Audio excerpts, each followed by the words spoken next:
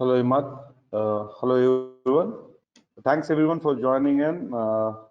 This is the final session of Asset Lifecycle Management. Thanks for participating in the previous sessions. This is the last session, session 4, wherein we will be talking about asset lifecycle process controls, which is typically built around the strategies of assets, let it be from a maintenance strategy perspective, and how the evaluation of the journey happened, and where we stand in terms of Dialog helping our customers in the transformation of their asset life cycle. So with this intent, we will start our discussions today. Uh, just quickly moving on, right? So I'll be primary presenter today. My name is Ram Bhaskar, and I'll be duly supported by Mr. Imad Syed and Mr. P. Vijay Kumar, who are our co-presenters today. And then we will move on with our journey of understanding what is the life cycle of asset and how do we manage it around the strategies. So just to start with, just to give a recap on what is the session today is, we will be doing a recap of session 3, which is more towards data-centric elements, which you have participated in understanding what should be the ESPR strategy for an organization, right? Spare part interchangeability records and reports, and how do we manage it effectively from a pilot standpoint. How do we enable the fixed assets registry management also? That is also something which we have learned in the last cycle, and also looked at some of the use cases from Pilog. And moving on with today's conversations, it will be more towards understanding and refinement of the strategies, right? Which is can be corrective, reactive maintenance. We talk about preventive maintenance strategies and etc. etc. That will be the kind of model wherein we will talk about the evaluation journey towards it on the maintenance strategy part. And then we will also touch upon from a perspective of how this are typically linked with your maintenance plans and strategies and schedules. There will not be any specific slideware for that, but during the course of our discussion, we will try to have a touch point with how the maintenance items, plans, and frequencies are typically augmented based on the strategies we apply on a set of equipments, a group of equipments, or the organization as a whole, right? So that would be the intent of the conversation. And as we move along, there is also a roadmap of how do we actually make your organization reliability centered in order to make it progressive in terms of managing your assets well, understanding the failure patterns, understanding the failure risks, and talking about the new generation of business innovation, business requirements and technology innovations, which has been the trends for the future, right, on an ongoing basis. Then subsequently, we will have a question and answers for the last 10 minutes, and that's the intent. So moving on, let's quickly look upon from our perspective, like what was the recap for session 2 on the service management, the electronic spare part interchangeability records. We have understood that what is the essence of spare part interchangeability record, how effective it is for the organizations in order to optimize their demand, and also look upon from a prerogative of how the spare parts have to be managed effectively so that the inventory holding cost and the supply chain management enablement for that is taken care of. At the same time, we have also discussed about the service management part of it, wherein we have talked about how the service influences, right? Whatever the service component, let it be co-source, in-source, and outsource, how that should be enabled for future progression in the organization from a maintenance perspective, looking at your design capability, your design requirements and design capability, your in-house capability, the stories of success with your partners, which are business partners who have joined hands with you in terms of upkeep of your equipments or assets, and how do we take it forward. That we have understood that from a service management perspective, it is very important to understand how do we spend our services, how do we enable the services for enabling our objectives. So that we have discussed in the last session, and we have also discussed about the fixed asset register, that how do we identify the assets, how do we tag it, what will be the financial part of the control towards it in terms of the depreciation mechanism, how do we apply those, and how the organizations gets benefited out of it for the whole asset lifecycle management. Then we have touched based on some of the use cases which we have discussed in terms of the service hierarchy and also in terms of our capability to address the requirements of spare parts as well as fixed assets. So with this intent, let's quickly look upon uh, how do we actually want to do it and taking forward. So with this intent, we have our the same panelists who are there today, who have been with you for the past 3 sessions. They will take your questions or address it offline, or they will share the information or content to you as per your requirement, right? So just moving on, we will have a quick poll and a survey, and also you can visit our sites. We'll share the flyers and the content, technology knowledge, know-how, and how to make it effective for the organizations to move forward.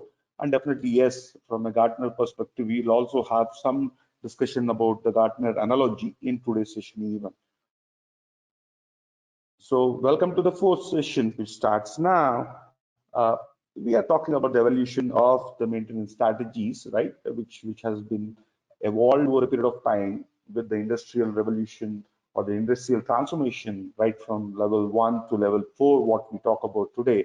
What are the various maintenance activities coming on there in terms of corrective, preventive, predictive, and also prescriptive and risk-based management maintenance activities that we will discuss in detail today and understand the analogy of file log in order to help our customers to take it forward. All right. So with this intent, we will again go back to one of the reference slides, which is very important for us to understand that how the group of companies have evolved, what kind of industry segmentation they have with the organic or inorganic growth, what is the core master data set which influences that, because this is a backdrop which we need to understand in order to formulate the processes and strategies going forward for an asset upkeep, right? Not only from a design perspective, but also from a futuristic requirements. So when we move along and try to understand from a business process augmentation perspective and looking at from a data modeling perspective how interlaid they are, now you will understand in this today's discussion that how they are very interwoven and interlinked, that without data, without the right information, translation of data into information, effective decisions cannot be made and the strategies cannot be applied effectively. So that's a model of discussion what we will have today.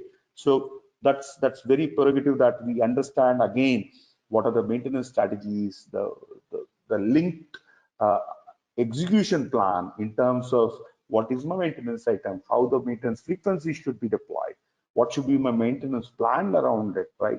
So these things will be associated with tasks. We have discussed about it. I'm just trying to outlay and refresh your memory, saying that how these things are interlinked or interwoven, right? From a process to data and data to process back. So this is a 360 degrees curve, and that is something which is evolving, and it is a spiral curve which evolves around the continual improvement cycle. So when we move along, understanding the measuring points and counters and talking about how this condition-based monitoring to your subjective elements of what can be the counter-based mechanism, the condition-based mechanism. These things will be typically reflecting in our discussions today, and also talking about risk-based inspection, the root cause analysis. We talk about failure mode effect analysis, and so on and so forth. How this evolution of journey around assets, which is important for us to embark for the whole maintenance transformation and reliability centered engineering. So those will be the point of discussions today. And as we move along, we will start the journey slow to understand where we started in the industry, right? So in the industry, which has been for last 500 years or so, wherein we talk about industrial journey, right, from the steel production and today to various other aspects, right? The maintenance or the philosophy of maintenance started very early in 1970s, wherein people started trying to realize that what is the importance of my assets. What I'm doing today on the asset is mostly reactive, in the sense like if an asset fails, I'll try to replace it or repair it. So, right? So that's a reactive kind of a model. Wherein we talked about saying that this is not effective for us because there is a lot of downtime, because there is a lot of problems which generate from a reactive mechanism, that there is no spare parts available, or there is a production downtime, or even we don't have the right people, resources, and tools who are capable enough to upkeep the equipment. So in 1990s, we started talking about preventive-based maintenance, which was time-bound, saying that yes, I will do upkeep of maintenance based on special tasks, special task with certain set of tools and resources, which will make it effective for me on an ongoing basis on a timely manner. Right? That's what we say. Preventive maintenance is time-bound, linked with certain tasks, right, which can be an equipment related or a group of equipment related, to upkeep the equipment in order to meet our business objectives. Then moving onwards, we have seen that this is not helping us because this is labor centric. We don't know why we are doing the maintenance. Is it really maintenance required at this stage? So there were too many questions asked at the leadership level, the thought leadership level in the maintenance world, saying that is this the correct way of doing things, of maintaining the assets? Then the journey started about looking at what will be the preventive mechanism to get into condition-based monitoring, which can be also called from a prediction perspective, right? How do we predict the failures from a preventive mechanism perspective? That's why we coined the term preventive, but it is more tending towards the predictive maintenance. Okay. And then as we move along, we also look at that when you start really doing the predictive work on the maintenance perspective, we need to forecast the failures. We need to understand the risk of failures and the impact journey, which started as early as in 2010s onwards, when we started the journey, embarking the journey and trying to join the hands to understand the predictive models, understand the data analogy around it, right, to effectively take the decisions. That to know the risk is important. At the same time, we need to correct it and prevent it for the future, right? So risk management is also becoming very, very important from an industry perspective for asset performance.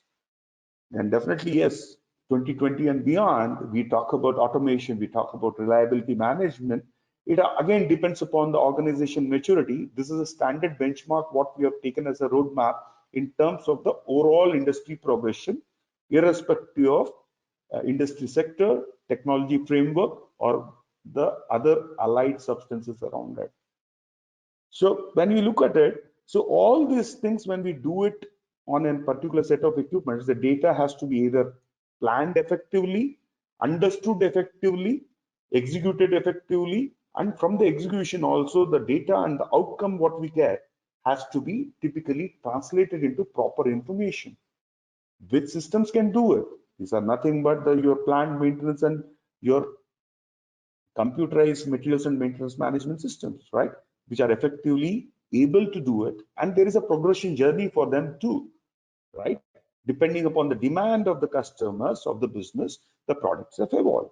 So when you look at that, right from the reactive maintenance, right? When we talk about reactive maintenance, we do a kind of, based on the equipment, we do a deferred maintenance or an emergency kind of maintenance, right? It has failed and then we have to do the maintenance, or something is working today and there is a maintenance requirement. 1970s and before, we used to defer that. But moving on, when we started venturing into time-based or condition-based preventive maintenance, right? We have talked about how does the failure happen, where the failure happened based on the condition or based on the time, and the impact to the sensors and devices associated with that. Does they give the right alerts? Does they give the right information mechanism for taking right decisions or optimizing the planning on an ongoing basis? which makes it more agile in terms of maintenance. So that is something which we'll see in the later discussions also, but this is typically talking about the evolution mechanism, the journey of the strategies, right? And from condition, we moved on to the predictive forecasting and the risk-based management models, which will typically enable for reliability journey. So when we talk about it, it is very important that when we talk about the CMMS and the interlinked applications which are interconnected, we need to also understand how all the related capabilities of the products also which we choose for the organization in order to build our capability. Let it be from asset management performance perspective, because this is the core, right? When I look at an asset, I'll say that, okay, I need to look at the performance, I need to look at the availability, and these are the various objectives from a maintenance perspective, which needs to be embarked onto the core CMMS in order to make it viable solution to support my processes. At the same time, for doing and meeting these objectives, I need to have a work order management. When I talk about work order management, everything falls in place. Do we have the right work orders at the right schedules with the right task list, with the right tools and the processes built into it in order to do my work orders effectively? And that formulates my core CMMS, which we typically look upon in today's industry across the board, irrespective of the industry and their maturity in the in the maintenance maturity modeling, right? But beyond that, right, what is important for us to understand that based on this work order management and the asset, am I doing the job effectively in order to capture the right information to take effective decision making? How many times a motor is failing? How many times a bearing is failing in a motor? Or suppose say you have problems of vibrations in the motor. Am I capturing that right information saying that which is impacting my productivity? Because there is a misalignment between the motor and your pump, which is typically impacting the throughput. Why the throughput is getting impacted, right? So there is a data-driven decision making is also important, which is over and above the normal or standard mundane execution of work orders that has evolved over a period of time, which CMMS systems started taking inputs and insights upon. Then we moved upon to the connected platforms, like, am I getting the right information from the right sensors, from the right insights, from the right equipments? You talk about the manufacturing excellence systems integration or the SCADA integration with your ERP applications. Is it happening? Do you have an actionable endpoint? Do you have the right data? Do you have the right workflows in order to pass on this information to the right decision makers, right? So these are the things which is also important from a CMMS journey, right? Which will evolve, and then the innovation comes in, right? Wherein the mobility of the data integration, like whatever you have on the ERP or the CMMS applications, is it there on the mobility? Is it enabled through Internet of Things? And how do we take it to make it more predictive and more reliable centered maintenance, which can be typically help for process mapping on CMMS? And that we talk upon for an extended CMMS, right? Which you typically look upon for Meridian or SAP, ASPM, and so on and so forth. These are the various softwares, and we have various other products also coming from Maximo and other players who are actually moved on from the core CMMS to an extended CMMS to evolve the journey of success, because as the maintenance maturity improves, you have to have the technology also improving around with that. So when we talk about reactive maintenance, right, this is basically the base for maintenances, right? The way we have looked upon it, and we talked about it, that planned breakdown maintenance is run to fail strategies, wherein you say that, okay, let it allow to fail and then I will take care. Those things are typically coming into play when we have saying that they don't have a direct impact on my production line, right? But I don't want to invest today on maintenance of it, or there is no way to invest on it of maintenance of it, because it is a replaceable part. not a part which is there to be repaired, right? Then I will have a run to fail strategy. And typically looking at unplanned breakdown, you have a corrective or reactive maintenance strategies around with that. Now, how does it, these are the primitive stories, right? How do we actually look at from a primitive stories? When you look at all these models about the first generation of maintenance, people used to miss the PM tasks. There used to be more failures, right? And they used to do firefighting because there is a failure, then people have to do firefighting, more resources are involved. We have to fix the issues which are there. And sometimes the issues are temporarily fixed because of the reason that you don't have a permanent fix for that, right? So you have been more reactive to correct a situation, right? So corrective and reactive maintenance, though there is a thin line between the definition difference, but at the end of the day, you were doing a knee-jerk reaction wherein you have unplanned work order management. You had budgets which are getting wasted because you had a budgets which were for something else, now has to be mobilized for upkeep of an equipment. And when you're doing this, what happens is when you're working in that hostile kind of an environment, the moral of the entire processes, the teams, and also the management declines. Once it declines, that means that in order to upkeep the production, your standards are going down. So this is the vicious circle of impact on a reactive maintenance process. And this we are trying to also look upon that how this impact from a cost of repair, from a preventive, predictive to a reactive, like the new gen methodology of predictive maintenance to a reactive maintenance, that how much cost has been spent on repairs can be easily seen. That because of the reason you may say that there is a high cost involved during the initial process of condition monitoring or applying some techniques which we'll discuss in detail in the next slides, that this is the initial investment, but actually the cost of repair is coming down, right? Because you're using the latest and the greatest techniques, meeting all the standards and the compliances, right? And also regulatory requirements in order to manage the equipment effectively, and also the business objectives and operational objectives to run the systems as effectively it can be. So moving on, we will typically focus on the preventive maintenance. This is the next evolution which happened in late 90s, wherein people talking about the preparation of work, wherein they identified the items which needs to go for maintenance. Items, when I say it is basically a maintenance item, which kind of assets needs to go for maintenance, what kind of information we need to get, because see, it is important that if you identify a maintenance item for maintenance, it is important to understand that what kind of information is needed to maintain it. Let it be from OEM manuals to your traditional data books to looking at industrial benchmarks and standards.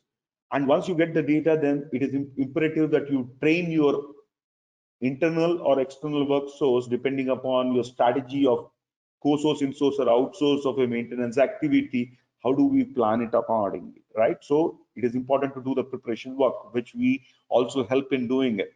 And when we move along, it is important that once you do this, then it is to do with the maintenance planning. What should be the frequency? How many times I need to do the frequency? Who will administer that? What are the dependency managements? Like for instance, any preventive maintenance also will go for a clearance management from safety, because we have to follow the standards. We have to adhere to the commitment, right? And the regulatory requirements. So how do we actually plan it and administer it? That is also equally important. And once you do it, comes to scheduling, the execution plan. How do we schedule the plan, knowing the requirements of your production capabilities, if it is a process or any outcome-based industry, right? So how do we typically say that, okay, it doesn't impact the production line or the customer expectation management? How do we manage it? How do we de-risk the process without actually impacting our productivity and throughput? So these are some things which are very important during the scheduling process. And then we take into the execution. When you do the execution, it is very imperative that whatever the tasks are there has to be executed in toto, right? In total completion, and also check upon the data and the updates which are required for effective decision making. Like for instance, you are doing a PM and you don't collect the data for the oil viscosity of a gearbox, because the gearbox may be set for failure for future, but you don't get the data from it because of the reason you've gone ahead and change the oil as per the task list, right? Gearbox oil. But have you done the residue analysis? Have you found what is happening in the gearbox? Is there a wear and tear in the gearbox? These things are not done at the preventive maintenance level, because we need to also induce those techniques for looking at continual improvement for the future. And that is where the continuous improvement comes in. And we help the organizations to understand that every maintenance technique or the procedure, what is documented, right? The way we say, the way we do, and the way we do is has to reflect the objectivity, right? And if the objectivity is not getting reflected from the task list, then we need to optimize the task list based on the maintenance history analysis, right? We optimize the strategies, the techniques, procedures, and the plan. And this is very imperative, and this is a very vicious circle which we have been seeing across the world. And there are definitely, yes, when we talk about preventive maintenance, there are various pros and cons associated with that, wherein we say that, okay, now there is a pro because we follow some standards, we have the guidelines, the asset availability is high, the downtime is reduced from the previous model, wherein we were talking about breakdown is the key, right? When you do a maintenance, when it breaks down, when you do a maintenance, when something fails. Apart from moving ahead from that, we say that we will not allow the equipment to fail by our certain prescriptive, I will not say prescriptive, certain insightful thoughts of building the task list to manage the asset life cycle high, to improve the productivity in order to comply to the standards, including the OSHAs. OSHA standards are for organization safety and health, and also ISO 18,000 norms for environment. So that has also embarked into maintenance, because that's very important to understand what is that we will see in the next slides when we discuss about it. And also looking at, yes, for any approach, there will be always a pro and a con. Like, for instance, you have to do an upfront investment in terms of your preparation, your planning and administration, and also looking at the potential for resource augmentation, right? Because there is a resource which has already been tagged, so you cannot reuse them, you cannot optimize the resource utilization, because there is a task associated with that and the people have to be mobilized for that. So there is no agility in that. It is a very static kind of a model. So, but this still you're doing the preventive maintenance. That's what I gave an example, that if there is a residue from the oil which has been taken out from the gearbox, you have just done the duty of changing the oil on a periodic basis. But have you done the analysis that what kind of composition is there which is making that gearbox oil post removal change the characteristics of the gearbox itself? For instance, there can be wear and tear, there can be some disruption, the oil has a lot of carbon in that. So these kind of analysis is not done on the oil which has been taken out. This is a simple example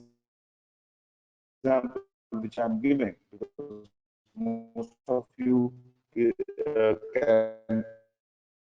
can correlate it, right? So because you're not predicting a failure based on the condition. So this is the basic pros and cons and the model of preventive maintenance. So then we move on to understanding that if that is not an efficient way of modeling or maintaining an asset, what next? Next is to look at, if it is to predicting failure, right, which is a pitfall from preventive maintenance, can I understand the risks and reduce the operational risk? This is the first question which is asked by most of the maintenance guys at various levels. Can I reduce the time of maintenance? Because if you talk about preventive maintenance, they will say a schedule of 4 hours. Is it really 4 hours which is required for maintaining an equipment? For certain tasks which we are talking about, is it really required? Right? Can I reduce it? So these are the questions which will get addressed, and predictive maintenance addresses it, right? And can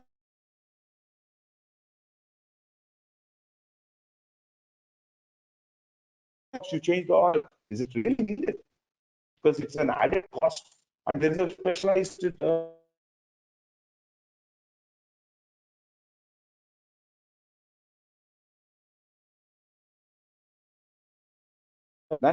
then there are a lot of questions also which are asked. If there are redundant lines in a production, it is not a single line. There's a redundant lines. Do I need to do the maintenance on all the redundant lines? If it is Mr. as Ram, per the plan, you will go and do it. But this equipment has not been used for the last 6 months, or this line is not used. Sorry. Mr. Ram, uh, your voice is dropping for few seconds, and this is happening for the last few minutes. Okay, so kindly take note of that.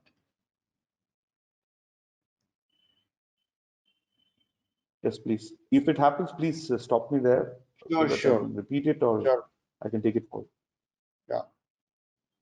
Okay. So looking at the maintenance cost, which we were talking about, so is it really required for doing it? Do I need to spend so much? So these are the things which will typically come upon. And how do I actually improve my efficiencies and brand images? This is something which a predictive maintenance helps, right? Because when you improve the efficiencies, when you improve your outcome and throughput to the customers, right? This typically evolves in improving the brand image of the organization, even because your assets are your lifeline for branding. So these are the things which are typically looked upon from the organization perspective, even that how do I improve the operational efficiencies, impact, and improving the brand image, which a predictive maintenance does. Definitely, yes. When you can predict a failure, you can typically optimize your inventory. You are not doing coding of inventory with so many spares, which are required during the preventive maintenance analogy, right? I have to change the oil when you don't need to change the oil. Why to hold that inventory of a gearbox oil, right? That's a primitive example. So similar ways, there are various examples to look upon how do we actually look at from a predictive maintenance to reduce inventory cost, because we are predicting the failures in future, sorry, of the future in the present, so that we can control the cost of maintenance and also the inventory associated with that, right? And while doing it, we definitely look upon discovering the problem statements, discovering the patterns of the failure, or the patterns of the failure for the in the past, and also looking at the condition based, which we will discuss in the later slides, that how a condition based monitoring will also help in doing the effective prediction of a failure, right? So that also can be looked upon, and we typically take a decision of moving the journey towards predictive maintenance in order to meet these objectives which I have discussed here. By doing what, right? By identifying the problems. We effectively identify the problems through predictive maintenance. Then we do a smart maintenance. We don't do the maintenance just for the heck of doing it. We do it based on a measurement mechanism, based on a condition-based mechanism, based on a mechanism which is helpful to predict the future, predict the asset performance. Based on that, we do the smart maintenance. We upgrade the people, process, and technology on an ongoing basis. The need-based training is not the call of the hour. There is an We will upgrade the people, process, and technology on an ongoing basis in order to meet our objectives, which we have discussed in the slide, that to reduce the risk, to reduce the cost, to improve the brand image. So that will be a continual journey of process of upgrading people, process, and technology.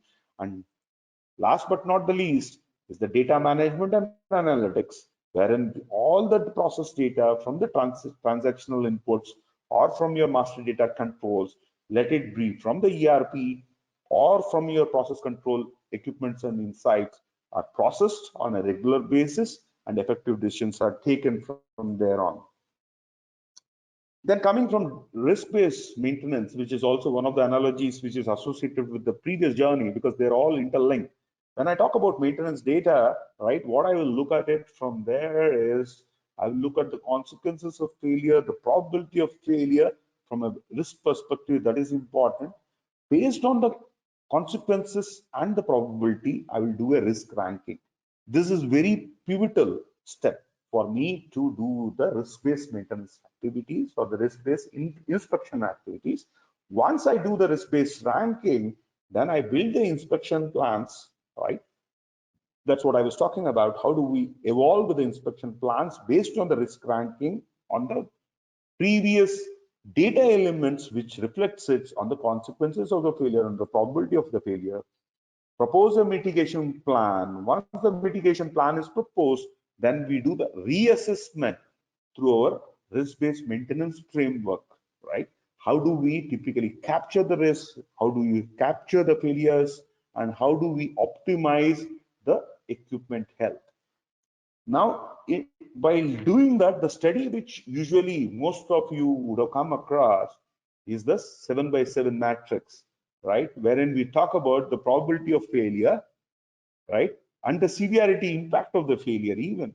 Because just saying that there is a failure doesn't mean that we need to really give a knee-jerk reaction. We have to understand the probability, we have to understand the impact, and also the risk associated with that for the future run. So these three models are taken into consideration, predominantly aligning with the probability of failure, with the severity of the failure, and the risk associated with that will give you a 7x7 matrix, right? Which will evolve, saying that on a continual basis, the risk assessment is done based on the data flowing in for a group of equipment, set of equipments, or the criticality of the equipment, right? Wherein we talk about hydrocarbon unit of an oil and gas industry is the critical part, because it's called the heart of the industry, right? For oil and gas or the refining. So we look upon those equipments and associated equipments with hydrocarbon unit and try to populate and propagate a graph saying that what is the impact. Similarly, we do that impact analysis with different set of equipments and come back with the failure data analysis and then talk about what should be the risk-based inspection which we need to do and what kind of maintenance strategy has to be optimized on an ongoing basis. Finally, but not the least on the maintenance framework, which is the model for the future, 2020 and beyond, is the prescriptive maintenance, which everybody talks about today. It is no different from predictive, right? We detect the failures through various sensors. We analyze the insights and the pattern of recognition from the Pilog repository. Also, we have some pattern of recognition from the failures based on a material failure, based on a component failure related with an equipment or a group of equipment for a particular section of a plant, right? So we do have that recognition models, and then effectively taking the decision based on the artificial intelligence and the machine learning capability, saying that what is the trend of this failure, how this trend of failure is going to impact the outcome of my equipment performance, is something which is coming from prescriptive maintenance, which is one step above your predictive maintenance to enable outcome.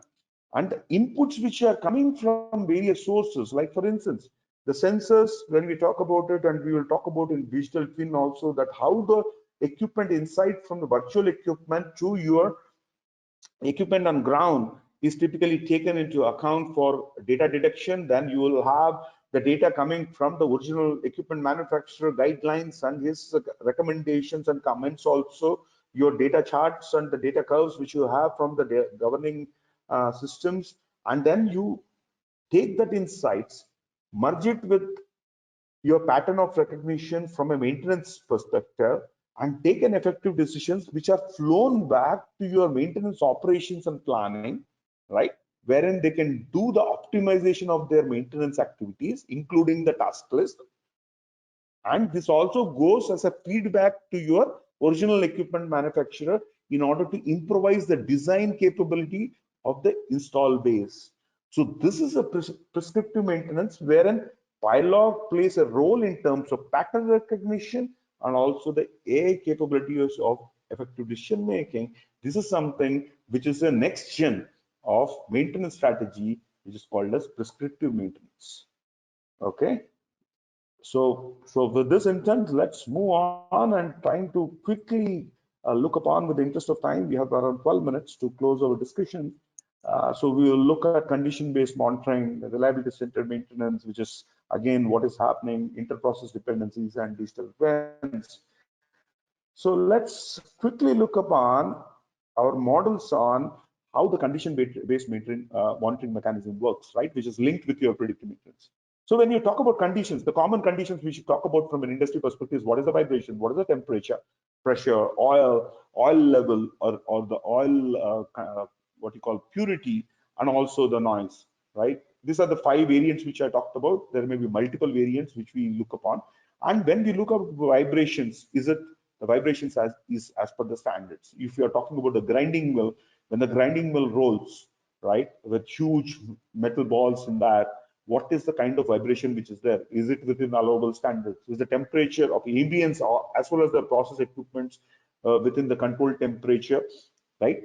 Whether you have the right kind of modeling done in terms of the maintenance, in terms of the design, which will impact the temperature, operating pressure conditions, because if it is going through a pipeline material, right, and how the pressure is there inside a pipe, right, how the process are driven with that.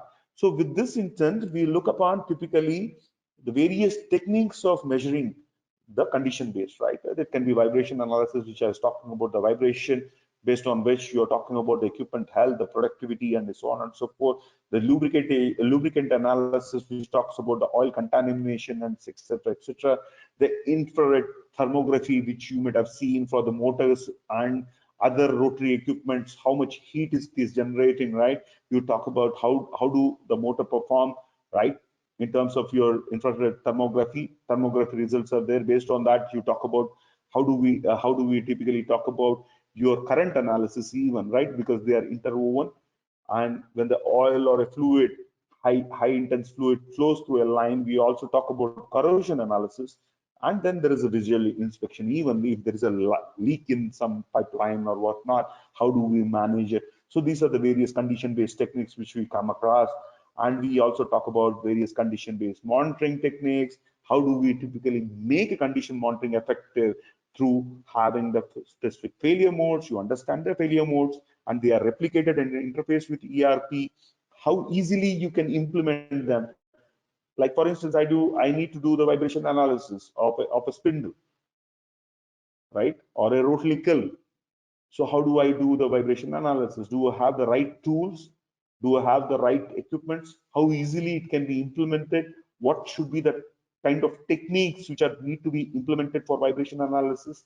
Similarly for temperature monitoring or even for noise analysis, right? What is the decibel of noise in my industry? Is it following the OSHA's norms?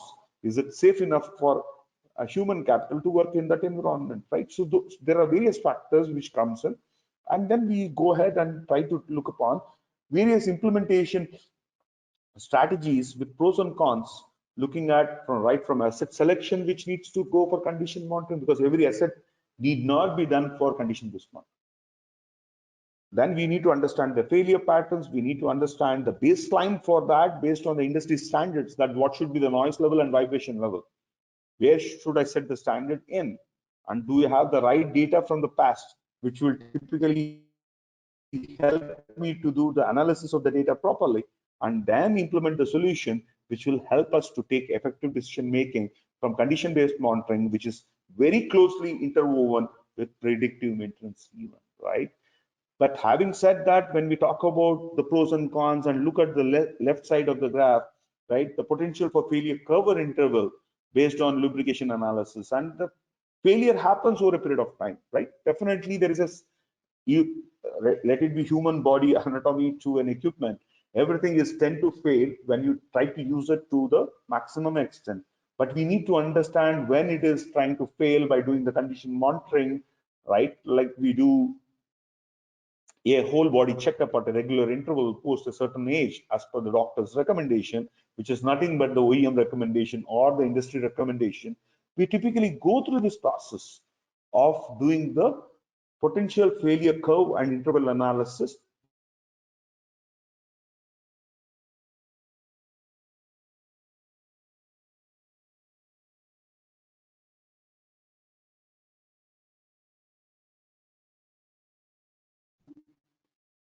Look ahead and move on,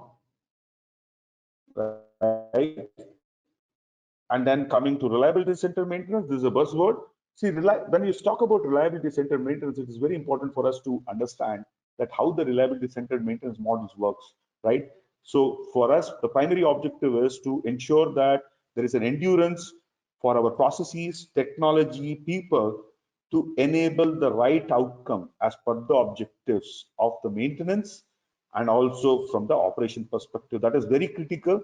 And for where Pilot comes in and try to look upon the failure patterns, the strategies, and the selection criteria for your criticality equipment in order to typically do the RCM study on your equipment base or the asset base to improve not only the existing maintenance requirements but also talking about how do we reduce the risk for the future requirement and the scalability of the design perspective when you're talking about engineering design and changes.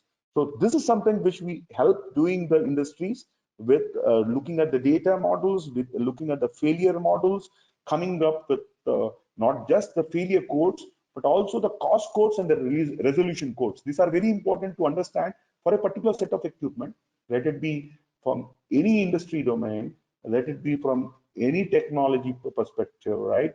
Let it be a motor from an electrical discipline, or let it be a transmitter from your instrument discipline. What is the type of failure codes? The associated cost codes and the resolution codes are important for us to do this trending analysis, which again relates with our PF curve, because PF curve for any organization today is very critical. The potential of failure, the functional point of failure, right? And how do I manage it effectively before it actually dies down? So these things are very important for me to look at from an age and the random analysis based on the current operation condition, right? That's what I say, that when we do the various type of analysis from an RCM prerogative, it is important to know from an age and also the processability of it, right? Wherein we do the random analysis is from the processability, process conditions of it, and how do we enable it for the future, right? And this is a sample workflow, which is again driven and propagated by Pyalog, that there is a role-based what you call entity alignment within the organization, including Pylog's involvement there. And there is the process map at each step that who's getting involved in order to enable the RCM strategy flow in the educated and driven. So this is something which we formulated and optimized it over a period of time. So looking at the next gen, when we talk about the roadmap of improvement, right? As we talked about that, just maintenance on its own without interlinked processes doesn't help. It has a linked processes with your inventories, right? Wherein we have to optimize the inventory stock, you have to optimize the shelf life, how to manage the equipments as well as the components in this sorry sorry in your inventory base, and also looking at has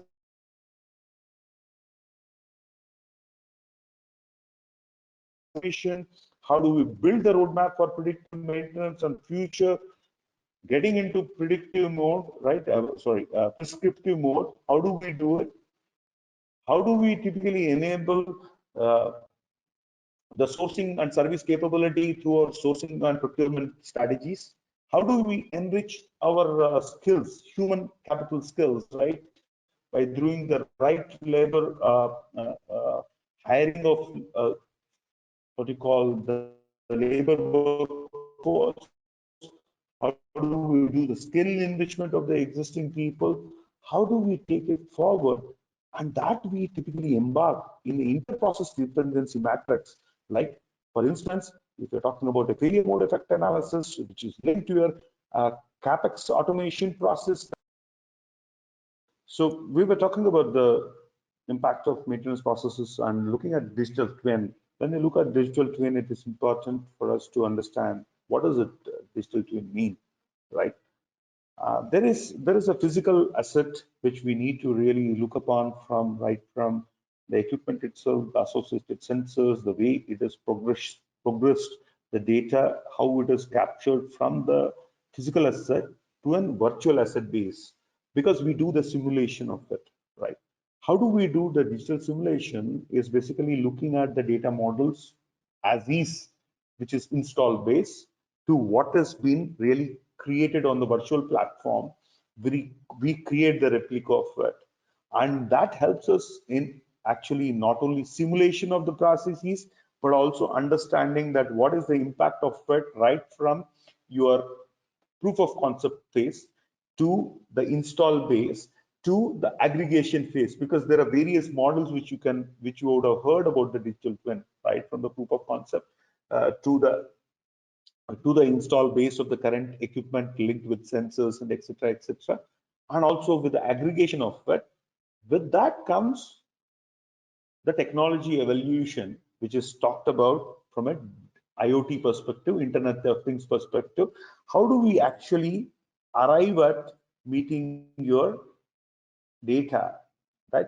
If you don't have the right insights to your sensors, the analytics, the maintenance planning, the MRO supply chain, if the data is incorrect versus the data is accurate and correct, we can take effective decision making in order to simulate the conditions of the failure, in order to understand the performance capabilities of the equipment and associated components of it, and how do we actually translate it into making effective and realistic solution build, right, in terms of performance management, is what is actually coming from digital twin.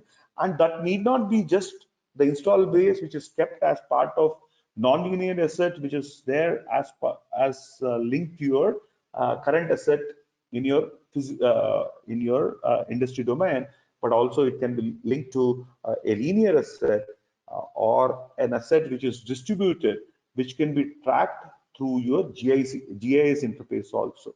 And for doing that, it is very predominantly important that the information and the data linked to it is passed on not just to one solution of focus, which can be your ERP, which we have talked about in plant maintenance, but it is basically captured in your engineering systems. It is captured in your reliability systems, which you typically use for analytics, and coming from your real-time data from the source, which can be a SCADA or a DCS or whatnot, and helps in having the one view or single view with right data elements and right data captured and passed on to the various consumer systems, is something which we help the customers to do as part of our digital twin integration and data acquisition. So when we are looking at the last slide, which is typically talking about what are the industry focus today, is to have the right set of standards, which are basically from related from ISO to everywhere, and optimizing my cost and trying to balance between OPEX and capital expenditure, meeting the stakeholder expectation, looking at not just from the design perspective, which we do it at the EPC layer, but also extending it to the OEM, service providers, our design collaborations, and etc., which we talk about business partner collaboration. So we need to look upon how do we maintain all this with all the standards, with all the regulatory requirements, and going through the next journey of manufacturing excellence. That's the focus of business. So with the focus of business, how do we actually manage it and meet it with our technology enablement, which Biolog is also looking at with a very visionary process, is looking at enabling Internet of Things for my future scalability for the customer. How do I actually look at the big data concept and trying to integrate all the data models to enable the decision making, right, which we talk about from a prescriptive perspective, looking at the modern analytics for prediction, simulations, which we talked about from the digital twins perspective, and improving the capability, not just on the on-premise solutions, but also referring and trying to have a seamless integration with cloud-based standards. And this is something which we pride, and we have been actually journeying with our customers to excel with that. And by doing so, this is something which is very important for me, looking at value management, right? How do I typically track my value? How do I embark on the objectives which I am talking about from interdependency process, right? From inventory control to source to pay, asset life cycle, and smart manufacturing.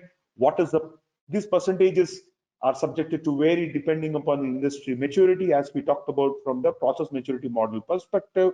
These targets can change, and this will be optimized year on year. We have a benchmark targeting systems wherein we evolve with the maturity curve and the saving potential on an ongoing basis, so that you can take an corrective action when you don't meet the targets or when you don't meet the correct credentials. So that cuts across not just with asset life cycle, but also with smart manufacturing processes, which are again associated with that is inventory and source to pay.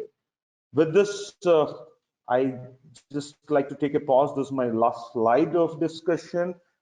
If there are any questions or suggestions, we'll be more than happy to take. And again, my apologies for the technical glitch wherein we lost around 3 to 4 minutes. Thanks, Imad. Over to you and the team. Thank you, everybody. Thanks, Ram. Are there any questions? Yes, Imad, we already have one question which came in earlier. So what would be Pilog's recommendations for predictive versus preventive maintenance on particular piece of equipment or group of equipments? Ram, please. Yes, please. So as we saw in the predictive maintenance, it is very important to understand the need for maintenance for doing a predictive task, because it has a cost benefit analysis to it. We identify the assets which can actually go into predictive maintenance first, based on the criticality, based on the convenience of the operations, that how effectively we can do the predictive maintenance, in the sense like we can do the processing and sensors and predict the failures for future. So we identify such equipments and then move ahead with processing with the task list and the kind of way we actually evolve in predictive maintenance. When you start comparing with predictive and preventive, preventive is a repetitive cycle without knowing the future patterns. But predictive is for the future patterns of failure, understanding the what you call the future cause of failure, which may be a probability, and understanding the impact from the risk. So from a hindsight from industry, today's industry journey, more than 50 to 60% of the process industries which are with critical equipments are moving towards predictive journey. Okay, which is more data based or data capturing based. How effectively I can do it. But having said that, there is a hindsight for cost of investment, and the cost of investment from the industry trends, and also looking at the Gartner analysis report which came in 2017-18, and also there is an extension for it. The return on investment today for that kind of futuristic model on predictive maintenance is more than 300%.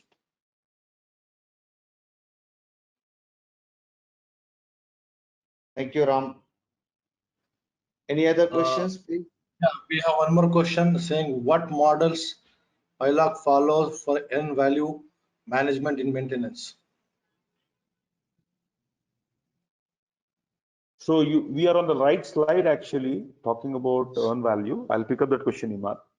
When we talk about earn value, what is earn value is meeting your objectives, reducing the cost, improving your efficiencies. That's what the value is talking about. And also talking about looking at the morale, high morale of the team, and team is able to perform, they're very happy and the culture is very good. we meet the standards, we don't actually deviate from any regulatory requirement. These are various objectives around which we work upon, right, from a maintenance perspective. So with that intent and also keeping my operational right, we have to improve our productivity. We have to talk about the compliance and also reduce the cost. So when you are looking at all these factors, which is on the slide now with the interdependencies, we do have a tracking mechanism, right? Based on the maturity level, we embark on the journey, we fix the numbers for them and say that month on month, year on year, quarter on quarter, how should we improve? How can you improve? And based on the implementation strategies, how you can embark on the journey. So the plan versus actual tracking based on the graphical representation and analytics are available as an add-on from our side. And by taking that, we will be able to do the earn value visibility. Okay, earn value visibility is something what we do, and based on the deviations from the targets what we have set, we can do a corrective implementation mechanism also. That will help the earn value to be stabilized, monitored, and controlled on an ongoing basis. And that is the benchmark which has been set by Pilog for our ongoing customers today.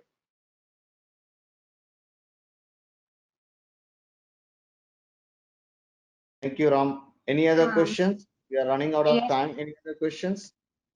Yeah, we do have one more. Let's say what level of automation support Pilog can provide?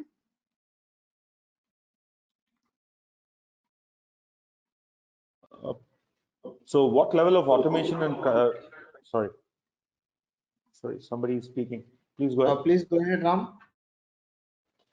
See, when you talk about automation and control, let it be from a, see, we are not industry part suppliers for talking about automation, but the way we do automation, how do we help in automation and control is through our repository of prescriptive maintenance. When you go back to prescriptive maintenance, if you remember, we talk about our tools and our levers, which will be enabled for understanding the trends, understanding the insights, and trying to help the maintenance teams to take effective decision and also pass on that information for OEM for optimal design handling. So this is where we do. That is number one. Number two, where we can help in automation is on our Internet of Things capability in order to capture the data from the real-time sources, which can be SCADA, DCS, MES systems, and convert it into an effective information through our analytical background or softwares what we have for taking effective decision making. These are the two what you call entities in which we can help in improving the automation. Anything else, Imad and or Vijay on the call, or anybody from the panelists can add? I'm good with that explanation. We are also running out of time. So if you are done with it, thank you very much. If there are any other questions, then we can get them via emails. Thank you, Ram. Thank you, panelists. Thanks everybody for attending. Should you require to watch it again or listen to this session again, please do request us by sending an email to webinars@pilogroup.com. We will gladly share the link with you. Thank you.